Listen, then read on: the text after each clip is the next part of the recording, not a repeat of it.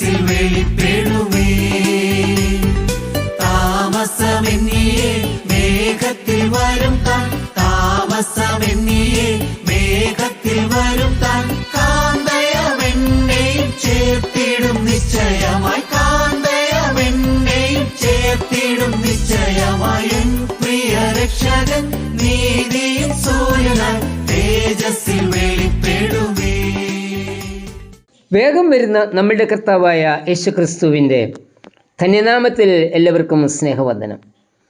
ക്രിസ്തീയ ജീവിതം വിശ്വാസത്താൽ നയിക്കപ്പെടേണ്ടതാണ് എന്ന് തെളിയിക്കുവാൻ ഹബക്കൂക്ക് പ്രവചനം 2-ാം അധ്യായം 4-ാം വാക്യം എബ്രായ ലേഖന കർത്താവ് ഉദ്ധരിച്ചിരിക്കുന്നതാണ്. എബ്രായർ 10:38 വാക്യം. എൻ്റെ നീതിമാൻ വിശ്വാസത്താൽ ജീവിക്കും. ക്രിസ്തീയ വിശ്വാസത്തെ ശരിയായി വിശദീകരിക്കുന്ന വാക്യമാണ് എബ്രായർ 11:1. വിശ്വാസം എന്നതോ ആശിക്കുന്നതിൻ്റെ ഉറപ്പും കാണാത്ത കാര്യങ്ങളുടെ നിശ്ചയവുമാകുന്നു. എന്താണ് വിശ്വാസം? അതുപോലെ ഉപദേശങ്ങളിൽ മാത്രമുള്ള വിശ്വാസമല്ല. വിശ്വാസം യുക്തിരഹിതമായ നിഗമനവുമല്ല. യഥാർത്ഥ വിശ്വാസം ദൈവവചനത്തിൽ വെളിപ്പെടുത്തിയിട്ടുള്ള വാഗ്ദത്തങ്ങളിലുള്ള ഉറപ്പാണ്. എന്തിൽ വിശ്വസിക്കുന്നു എന്നതിനേക്കാൾ ആരിൽ വിശ്വസിക്കുന്നു എന്നതിനാണ് പ്രാധാന്യം. വാഗ്ദത്തം ചെയ്തവൻ വിശ്വസ്തൻ എന്നുള്ള ഉറപ്പാണ് യഥാർത്ഥ വിശ്വാസം. എബ്രായർ 11:11. ദൈവം വാക്കുമാറാത്തവനും വിശ്വസ്തനുമാകുന്നു. അവൻ്റെ വാഗ്ദത്തങ്ങൾ കേൾക്കുകയും വിശ്വസിക്കുകയും അനുസരിക്കുകയും ചെയ്യുന്നതാണ് വിശ്വാസം. വിശ്വാസം കൂടാതെ ആർക്കും ദൈവത്തെ പ്രസാദിപ്പിക്കുവാൻ കഴിവില്ല. എബ്രായർ 11:6 വാക്യം. ഉൽപ്പത്തി 4:1-7 വരെയുള്ള വാക്യങ്ങളിൽ ഹാബേലിൻ്റെയും കയീൻ്റെയും യാഗത്തെക്കുറിച്ച് പറയുന്നുണ്ട്. ദൈവം ഹാബേലിൻ്റെ യാഗത്തിൽ പ്രസാദിച്ചു, കയീൻ്റെ യാഗത്തിൽ പ്രസാദിച്ചില്ല. അവർ അർപ്പിച്ച യാഗവസ്തുവിന് വലിപ്പച്ചെറുപ്പമല്ല അതിന് കാരണം.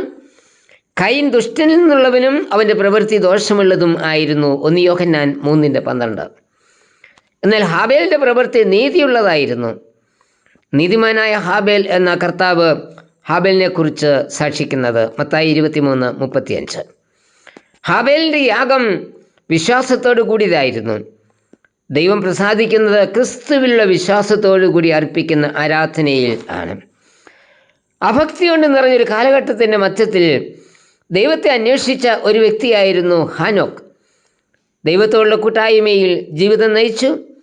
65-ാം വയസ്സിൽ മെതുശലഹിനെ ജനിപ്പിച്ചതിന് ശേഷം 300 വർഷമാണ് ദൈവത്തോട് കൂടെ നടന്നത്. ഉൽപ്പത്തി 5:22.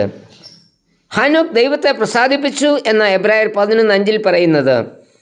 വിശ്വാസം കൂടാതെ ദൈവത്തെ പ്രസാദിപ്പിക്കുവാൻ കഴിയില്ലല്ലോ. വിശ്വാസത്താൽ ദൈവത്തെ പ്രസാദിപ്പിച്ച ഹാനോക്ക് മരണം കൂടാതെ സ്വർഗത്തിലേക്ക് എടുക്കപ്പെട്ടു. ഹാനോക്ക് മരിക്കാതെ രൂപാന്തരപ്പെട്ട് സ്വർഗത്തിലേക്ക് എടുക്കപ്പെട്ടു എന്ന് വിശ്വസിക്കാം. ക്രിസ്തുവിൽ വിശ്വസിക്കുന്നവർ രൂപാന്തരപ്പെട്ട് സ്വർഗത്തിലേക്ക് എടുക്കപ്പെടും എന്നതിൻ്റെ തെളിവാണ് ഹാനോക്കിൻ്റെ എടുക്കപ്പെടൽ. 1 കൊരിന്ത്യർ 15:52 വാക്യം പൗലോസ് പറയുന്നത്, അന്ത്യകാഹളനാദത്തിങ്കൽ പെട്ടെന്ന് കണ്ണിമയ്ക്കുന്നതിനിടയിൽ എല്ലാവരും രൂപാന്തരപ്പെടും. കാഹളം ധ്വനിക്കും, മരിച്ചവർ അക്ഷയരായി ഉയർക്കുകയും നാം രൂപാന്തരപ്പെടുകയും ചെയ്യും.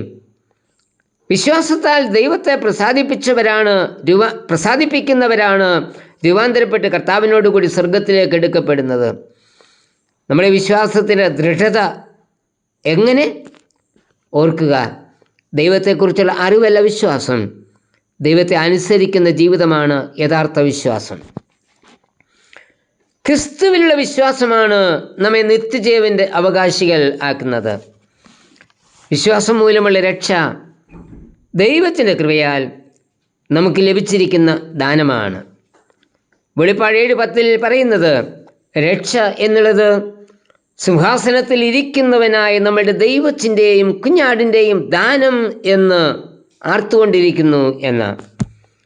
രക്ഷ ദൈവത്തിൻ്റെ ദാനം എന്നതുകൊണ്ട് നമ്മുടെ സൽപ്രവർത്തികൾ മൂലം രക്ഷിക്കപ്പെടുന്നു എന്നല്ല, മറിച്ച് സൽപ്രവർത്തികൾക്കായി നാം രക്ഷിക്കപ്പെടുന്നു എന്ന സാരം. ക്രിസ്തു തൻ്റെ രക്തം നൽകി രക്ഷിച്ച് നമ്മെ ഒരു പുതിയ സൃഷ്ടിയാക്കിയിരിക്കുന്നത് ക്രിസ്തുവിനെ പോലെ ദൈവ സ്വഭാവമുള്ളവരായി തീരുന്നതിനും സൽപ്രവൃത്തികളിൽ കൂടി അധ്വാനിക്കുന്നതിനും ആണ്.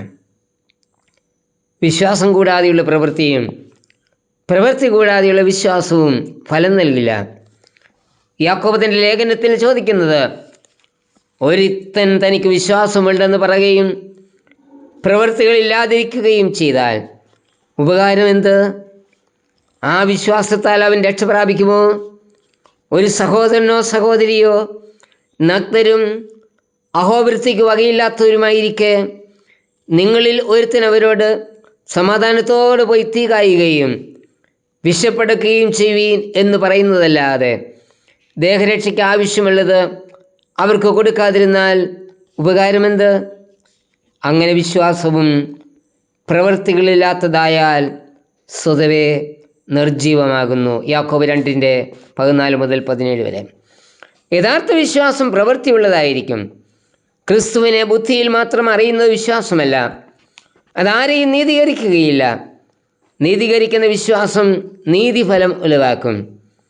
അത് സഹോദരന്മാരുടെ ആവശ്യങ്ങൾ അവഗണിക്കാതെ അവരെ സഹായിക്കുന്നതായിരിക്കും.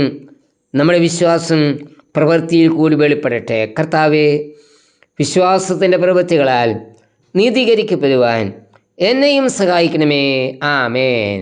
നീതി സൂര്യൻ വരുമ്പോൾ തൻ പ്രഭയിൽ കാന്തിയാലും ഇരുൾ നിറം മാറിടുമേ. നീതി സൂര്യൻ വരുമ്പോൾ തൻ പ്രഭയിൽ കാന്തിയാലും ഇരുൾ നിറം മാറിടുമേ. രാജരാജ പ്രതിമയെ ധരിപ്പിച്ചിട്ടെന്നെ തൻ രാജരാജ പ്രതിമയെ ധരിപ്പിച്ചിട്ടെന്നെ തൻ